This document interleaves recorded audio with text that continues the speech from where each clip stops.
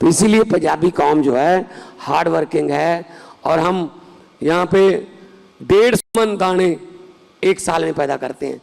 धरती पे, दुनिया में धरती पे कोई ऐसी जमीन नहीं है जो 90 मन चावल और 60 मन गेहूं पैदा करती हो, सिर्फ पंजाब की धरती है। पूरे देश की फुटबॉल है हम, पूरे देश की फुटबॉल है।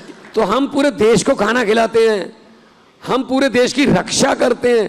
आज़ादियों में 80% कुर्बानियां हमारी। आज़ादी को कायम रखने के लिए आज कारगिल और अरुणाचल प्रदेश के बॉर्डर से लेके हमारे पंजाबी लड़के खड़े हैं अपना सीना तान के। तो दुख उस वक्त होता है जनाब जब 26 जनवरी की परेड में से पंजाब की झांकी रिजेक्ट कर दी जाती है कि ये रिजेक्ट कर दिया है।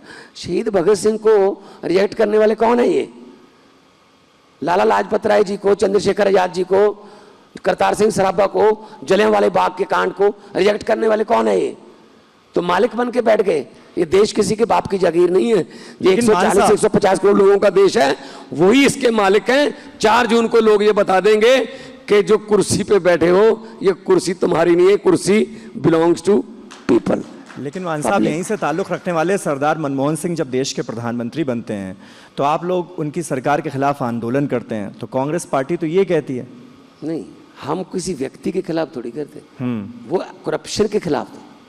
एंटी करप्शन मूवमेंट सी, एंटी करप्शन मूवमेंट से निकली हुई है।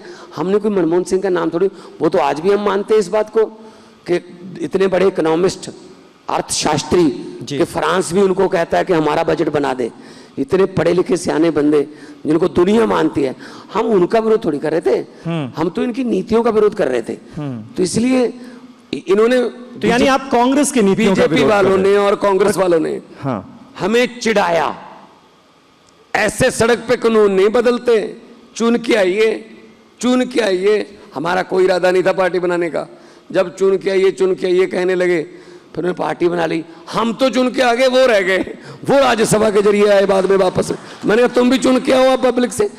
तो मैं फिर कहता हूं, डेमोक्रेसी पब्लिक की है। लोग जब चाहें आदमी अर्श पर, लोग जब चाहें आदमी फर्श पर। हंकार नहीं करना चाहिए, लोगों के बीच रहना चाहिए। जो नेता ये भ्रम पाल लेता है कि मैं लोगों से बड़ा हूं, मुझे कोई हरा नहीं सकता, उसका जो गलतफहमी का इलाज पब्लिक अगले इलेक्शन में। मान साहब, इसीलिए तो कहते हैं ना, राजनीति में कब क्या हो जाए कुछ पता नहीं होता, और बदलाव भी बहुत जल्दी दिखाई देता है। कांग्रेस का आपने अभी जिक्र किया, कांग्रेस को अभी भी भ्रष्टाचारी पार्टी मानते हैं?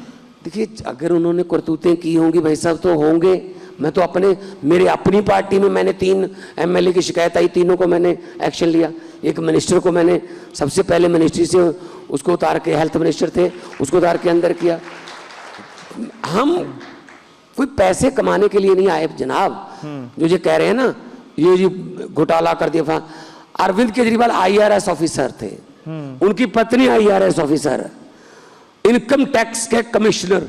कहते हैं कि इनकम टैक्स के तो चपरासी माननीय है, चपरासी इनकम टैक्स के दफ्तर का वो भी मालामाल हो जाता है। ये तो कमिश्नर थे, चाहते तो बहुत पैसे कमा लेते। मैं बहुत फेमस आर्टिस्ट था, आप लोगों के साथ मिलता रहा, लाफ्टर चैलेंज से ऊपर चले गए थे, सब फिल्मों में भी काम करें। मैं भी करोड़ों रुपये अपने उसी प्रोफेशन से कमा लेता। मुझे क्या पड़ी थी इनके साथ पंगे लेने की। लेकिन मैंने सोचा, भगवंत मान, हंसी भी तभी अच्छी लगती है ना चूल्हे में आग बलती हो। मेरे आंखों के सामने मेरा पंजाब बर्बाद हो रहा है, मेरी आंखों के सामने मेरे पंजाब को लूटा जा रहा है। रेते की खनन लूट रहे हैं, बसें लूट रहे हैं, होटल ढाबे लूट रहे हैं, जो भी काम थोड़ा बहुत सक्सेसफुल होता है उसमें हिस्सा डाल रहे हैं। तो मैंने कहा भगवंत मान, ऐसे तो चलेगा नहीं, सीडी वीडी निकालते रहोगे तो दुनिया से चले जाओगे। क्या हुआ फिर, क्या आने का फायदा? कुछ ना कुछ तो हम अब समाज को अच्छा करने के लिए कुछ ना कुछ तो योगदान डालें। तो मैं आया राजनीति में।